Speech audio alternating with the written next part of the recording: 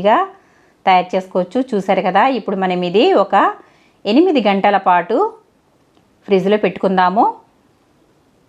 అప్పుడే మనకి పూర్తిగా గడ్డ అనేది కడుతుంది.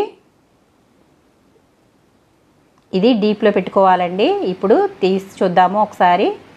చూసారు కదా, మనకి ఈ విధంగా తీసినప్పుడు రాదండి. కాబట్టి ఒక గ్లాస్తో వాటర్ తీసుకుని ఈ విధంగా ఒక్కసారి పెట్టండి. ఈ విధంగా పెట్టడం వల్ల మనకి ఐస్ అనేది ఇక్కడ లూజ్ అవుతుంది. ఇప్పుడు ఈజీగా వచ్చేస్తుంది.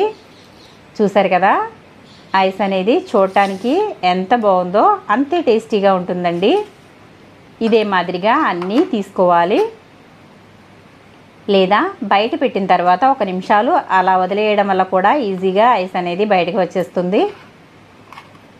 చూసారు కదా, ఎంతో ఈజీగా పుచ్చకాయతో పుల్ల ఐస్ అనేది తయారు చేసుకోవచ్చు.